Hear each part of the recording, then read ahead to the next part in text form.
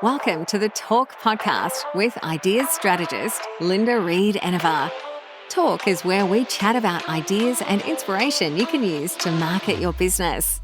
Get ready for practical tips you can implement today with your host, Linda Reed-Enever. Hi everyone, Linda Reed-Enever, and welcome back to the Talk Podcast. In this episode of the Talk Podcast, we're delving in to the topic and the world of humour and humorous storytelling when it comes to our marketing. So I am sharing with you these tips and tricks about using humour in our marketing and when it's effective, when it's not so effective, and what we should do about it. Now, humour, it makes people laugh. It is a form of engagement, which therefore makes it a great opportunity for us to be able to tap into with our marketing. So it can be used and it can be used well.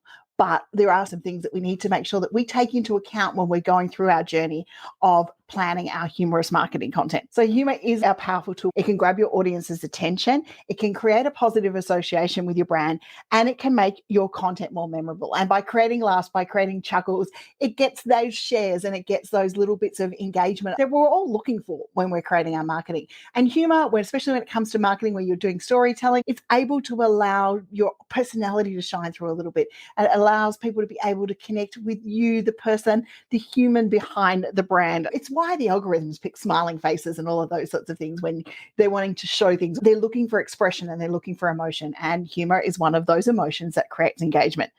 But when we're creating humorous content, when we're looking at putting humor into our marketing, and I'm sure you've seen this out there with other brands doing it, and we'll share some good examples of brands later on, but you've seen it out there where the humor's missed the mark. It's been offbeat. So what one person finds funny, another person may not find funny. So you want to make sure that when you're including humor in your marketing, that we actually do look at making sure that we don't offend when we're putting our humorous content, and that the humor that we do use aligns with our brand and it aligns with our ethos and who we are as business owners, because there's no point in doing humorous marketing just because it's the latest trend or it's the latest trending topic. We want to make sure that the humorous content we're putting out there aligns, connects with us, and works with our brand, and it's not at the expense of others.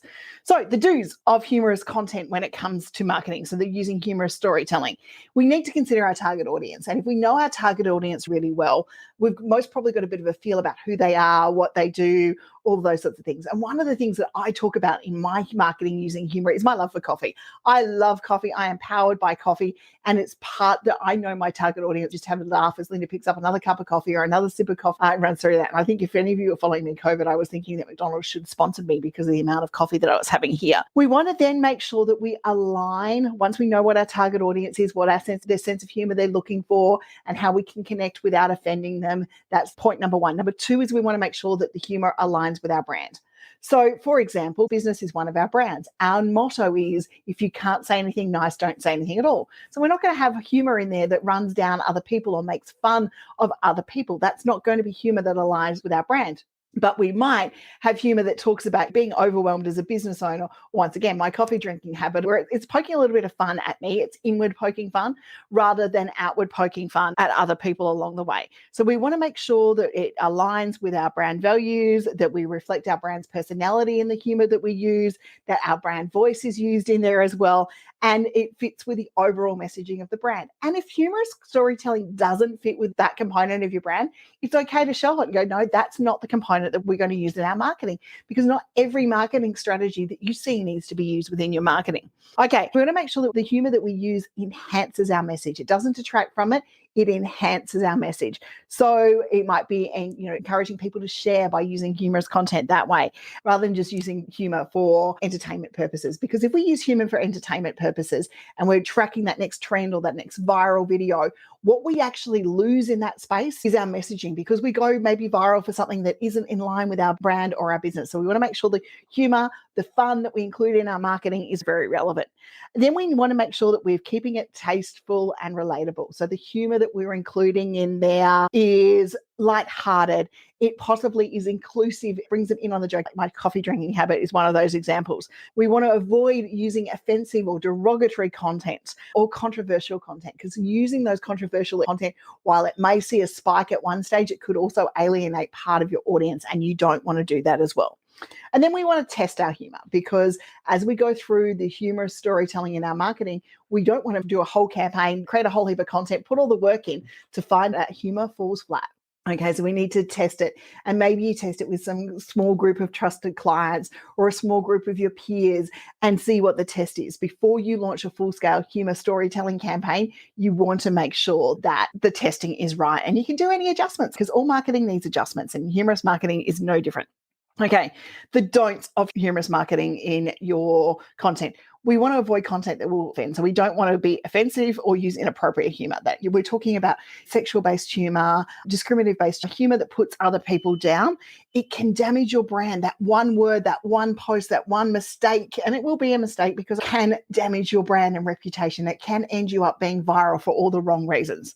We don't want to stray too far from our brand's image. We've put a lot of work creating a brand, putting our business together, and we don't want our humor to stray too far from our brand's image. If you can include the humor as part of your brand images, like I even mentioned the coffee drinking thing, I'm coming back to that, but we mentioned that in my bio, what does coffee and marketing have in common?